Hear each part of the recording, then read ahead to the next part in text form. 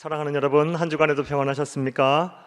오늘은 제21과 내 영혼의 안식처인 성전이라는 제목으로 함께 은혜를 나누겠습니다. 여러분 가지고 계신 구역공과 113페이지를 펴시고 함께 읽어가면서 은혜를 나누겠습니다. 나눌 말씀은 시편 84편 1절에서 12절입니다. 외울 말씀은 시편 84편 10절입니다. 읽겠습니다. 주의 궁정에서의 한날이 다른 곳에서의 첫날보다 나은즉 악인의 장막에 사는 것보다 내 하나님의 성전 문지기로 있는 것이 좋사오니. 아멘. 시편 84편에는 고라자순의 시로 인도자를 따라 깃딧에 맞춘 노래라는 부제가 달려 있습니다. 이에 따르면 시편 84편의 저자는 성령의 감동을 받은 고라자손이며 이 노래를 부를 때에는 오늘날 기타와 비슷하게 생긴 깃딧이라는 현악기 반주에 맞추어 불러야 한다는 것입니다. 고라자손들은 출애굽 이후 하나님께서 맡기신 성전 관리 업무를 하찮게 여기고를 지우시기 바랍니다. 출애굽 이후 반역을 하였다가 하나님의 진노를 사 땅이 갈라지고 불이 내려 죽은 고라와 조상들의 잘못을 철저하게 회개하고 성실하게 성전에서 봉사했으며 아삽처럼 찬양대로 봉사하며 여러 시편을 작곡하였습니다. 특별히 주치겠습니다. 시편 84편은 성전을 사모하는 간절함이 가장 잘 표현된 시로서 전통적으로 유대인들이 성전에 들어갈 때마다 암송했으며 교회사적으로는 순례자의 노래라고 평가를 받고 있는 노래입니다. 까지 줄을 칩니다. 그리고 순례자의 노래 동그라미 치시기 바랍니다. 이런 내용 이해를 바탕으로 본문을 통해 괄호를 칩니다. 성전이 우리에게 어떤 곳이며 우리가 성전을 사모하며 성전에 가까이 할 때 어떠한 복이 있는지에 대해 살펴보겠습니다. 가로 닫으시고 여기까지가 이제 문제제기입니다. 자, 성전은 어떠한 것일까요? 또 우리가 성전을 사모할 때 우리에게 어떠한 복이 있을까요? 주치면서 함께 읽겠습니다. 첫째로 하나님의 임재가 있는 것입니다. 하나님의 임재가 있는 곳 주치고 동그라미 칩니다. 하나님의 임재에다 동그라미 칩니다. 성전은 하나님께서 거하시는 하나님의 임재가 있는 곳입니다. 시편 84편에는 성전의 주의 장막, 여호와의 궁정, 주의 집, 주의 궁정 등으로 다양하게 표현을 하고 있습니다. 이를 종합해 보면 주치겠습니다. 성전이란 하나님이 직접 임재하시는 독특한 장소라고 말할 수가 있습니다.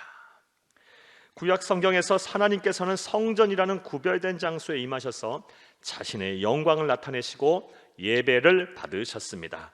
따라서 구약의 백성들은 성전에 모이기를 힘써야 했습니다. 자, 그렇다면 우리는 구약의 백성이 아니지 않습니까?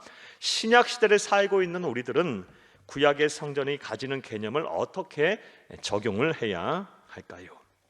예수 그리스도께서 이 세상에 오신 이후 성령의 시대가 본격적으로 열린 신약 시대에는 우리는 굳이 예루살렘 성전에 가서 하나님의 임재를 경험할 필요는 없어졌습니다. 하지만 그렇다고 해서 성전이라는 개념이 아주 없어져 버린 것은 아닙니다.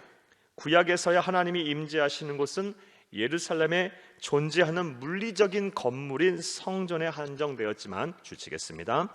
신약 시대에 이르러서는, 성령의 시대에 이르러서는, 교회의 시대에 이르러서는 예수님을 그리스도로 믿는 신앙 공동체인 교회가 그 역할을 대신하였기 때문입니다. 까지 줄을 칩니다. 이것은 예수님의 말씀을 통해서도 우리가 분명히 알 수가 있습니다. 마태복음 18장 20절 말씀에 두세 사람이 내 이름으로 모인 곳에는 나도 그들 중에 있느니라. 교회는 예수님을 그리스도로 믿는 성도들의 공동체입니다. 그러므로 괄호를 칩니다. 우리는 구약시대의 예루살렘의 성전을 상징하는 교회에 모이기를 힘써야 합니다. 함께 교회에 모여 예배드리며 신앙생활을 해야 합니다. 그리할 때 구약의 성전에 들어가서 경험했던 동일하신 하나님의 영광과 은혜를 경험하게 될 것입니다. 하나님의 임재를 경험하기를 원하십니까? 우리 교회에서 예수를 그리스도 믿는 성도들의 공동체인 교회에서 함께 모여 예배하고 함께 모여 기도하고 함께 모여 전도와 선교하고 하나님께 함께 모여서 하나님을 찬양하고 경배할 때 하나님께서 임재하실 것입니다. 자, 또 둘째로 성전은 어떤 곳일까요? 함께 주시면서 읽겠습니다. 하나님이 주시는 안식을 얻는 곳입니다. 안식이다 동그라미 치시기 바랍니다.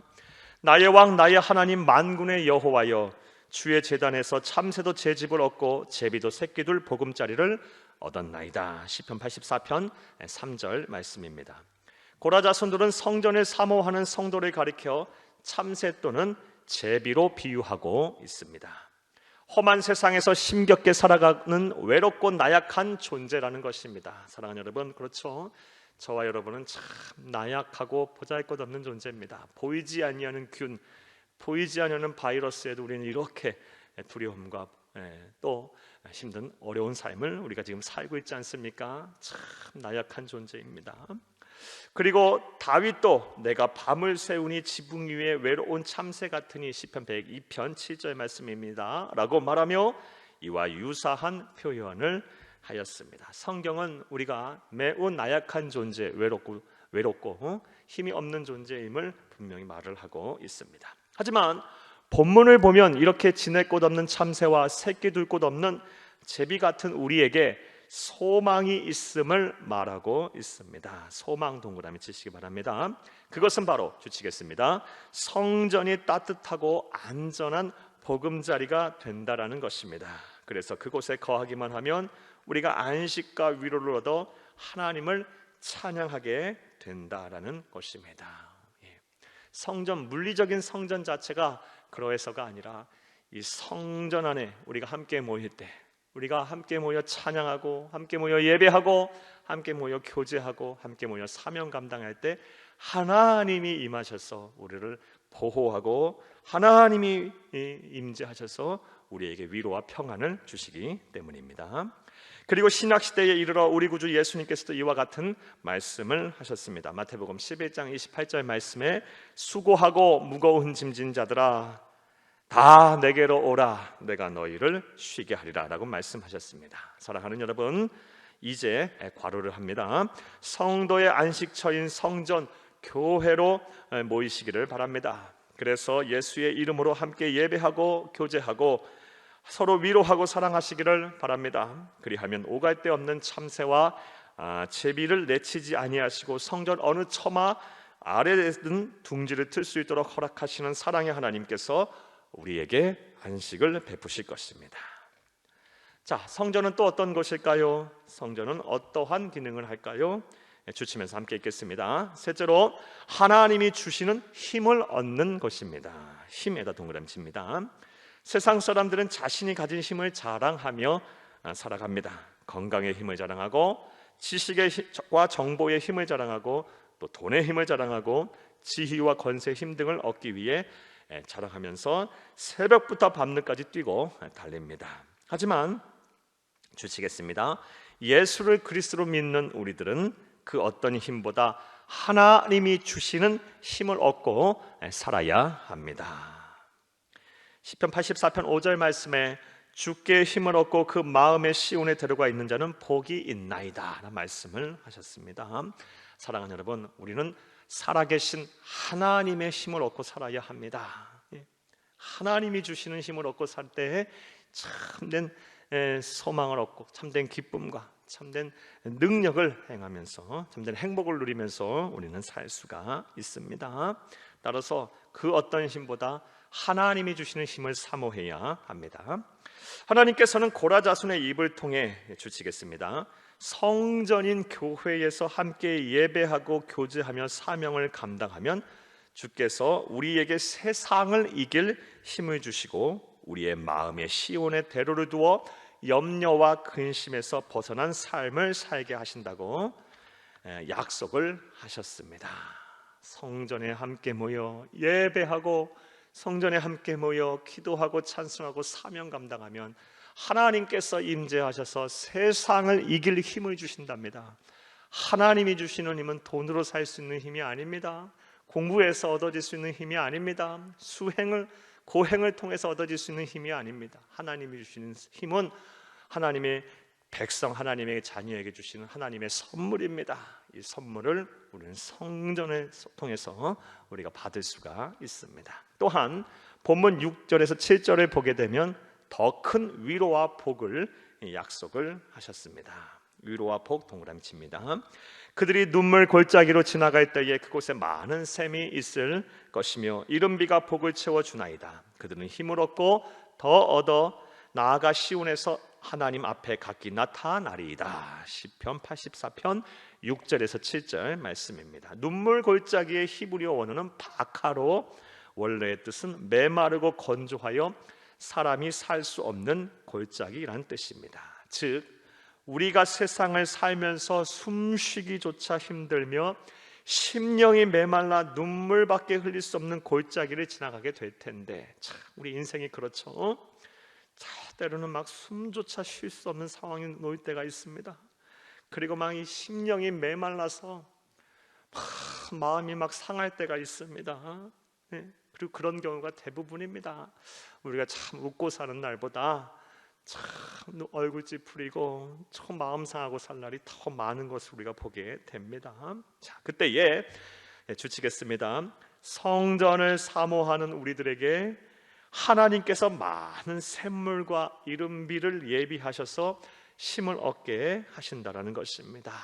사랑하는 여러분, 때로는 질병으로, 때로는 가난으로, 때로는 여러 사람들의 관계의 어려움으로, 또 때로는 자녀들의 문제로, 또 때로는 가정의 불화로 여러 가지 또 사건 사고에 휘말려서 힘들고 어려운 삶을 살며 그런 삶 속에서 막 숨쉬기조차 힘들어할 때 하나님의 전인 성전에 나와서 기도하고 여러분의 마음을 쏟고 또 예배를 드리며 하나님의 말씀을 들으며 우리 하나님의 임재를 경험하게 되면 하나님께서 우리의 심령 깊은 곳에서부터 이 기쁨의 샘물이 막 솟아오르게 하실 것입니다.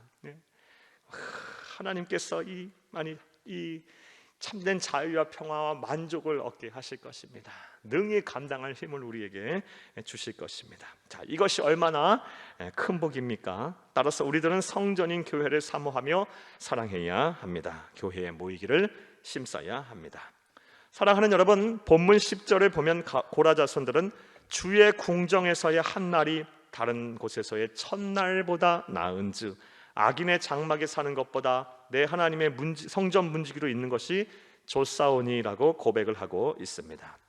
세상에서 모든 것을 다 가졌다고 해도 하나님을 아버지로 믿고 그분에게 영광을 돌리기 위해 지음을 받은 우리에게 있어 하나님이 없으면 그 가진 것들은 아무런 의미가 없습니다. 그리고 하나님께서는 특별히 교회에서 성도들이 모여 예배하고 교제하며 사명 감당할 때 임재하십니다.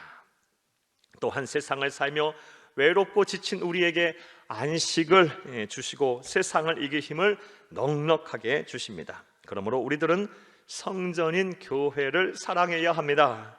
교회를 고향처럼 여기고 여기에 함께 모여 예배하고 찬송하고 기도하고 교제하고 사명을 감당해야 합니다. 이것이 우리가 세상을 사는 방법입니다. 그리스도인들은 성정 중심, 교회 중심으로 신앙생활하고 세상을 살아야 합니다. 이것이 바로 우리 그리스도인이 사는 법이고 하나님께서 우리에게 교회를 허락하여 주신 이유이기도 합니다. 이렇게 사셔서 하나님이 주시는 위로와 회복, 안식 그리고 힘과 능력을 다 소유하시는 여러분들이 되기를 간절히 주의 이름으로 축복합니다. 할렐루야. 자, 이제 말씀과 만남을 보겠습니다. 1번, 성전을 사모하며 성전을 가까이 할 때 고라자손에게 주신 하나님의 은혜는 무엇인가요? 고라자손에게 주신 하나님의 은혜, 또 우리에게 주신 은혜는 무엇일까요?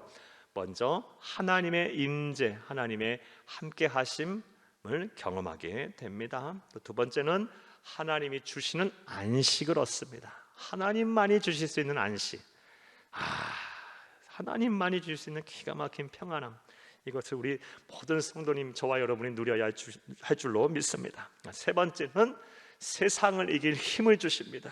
위로와 복을 주시고 능히 세상을 이길 힘을 우리에게 허락하여 주실 것입니다. 고라자손에게 이런 은혜와 복을 주신 하나님께서 성전을 가까이하고 성전을 사랑하고 성전에 모이기를 힘쓰는 여러분에게도 동일하게 이러한 복을, 은혜와 복을 주시리라 믿습니다.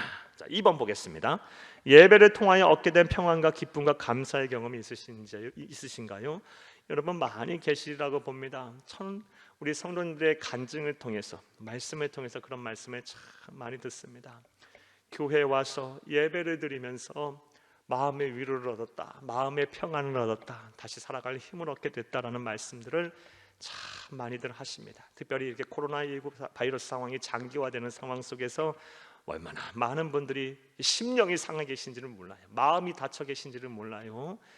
그런 분들께서 교회에 와서 예배드리면서 하나님의 말씀을 들으며 또 기도하고 찬양하면서 하나님이 주시는 위로를 얻고 하나님이 주시는 만족과 평안을 얻고 기쁨을 얻게 되므로 마음이 그냥 시원해지고 평안해지고 힘과 능력을 얻게 됐다라고 하시는 분들 참 많습니다. 앞으로 더 많을 겁니다. 여러분 모두에게 이런 복이 있기를 바랍니다. 3번, 예배의 간절함을 경험해 보신 적이 있으신가요? 간절함 속에서 예배 드렸을 때 받았던 은혜와 감사를 함께 나누어 봅시다. 사랑하는 여러분, 예배를 드릴 때는 간절히 은혜를 사모하며 예배를 드려야 합니다. 시편 51편 17절 말씀에도 우리 하나님께서 우리에게 찾으시는 제사는 상한 심령이라 그랬습니다. 상한 심령은 갈급한 마음이에요. 하나님의 은혜가 없으면 난 살 수가 없습니다. 하나님 말씀해 주세요. 하나님 말씀해 주세요. 하나님 나를 위로해 주세요. 나에게 복을 주세요. 나에게 다시 세상을 살아갈 힘을 주세요 라고 막 갈급해하는 심령, 그 상한 심령, 사모하는 마음을 간절히 가질 때 하나님께서는 예배를 통해서 그런 사모하는 심령을 가진 자에게 반드시 하나님께서 필요를 채우시고 또 은혜와 복을 허락하여 주실 것입니다. 이러한 복이 여러분의 복이 되기를 간절히 바랍니다. 감사합니다.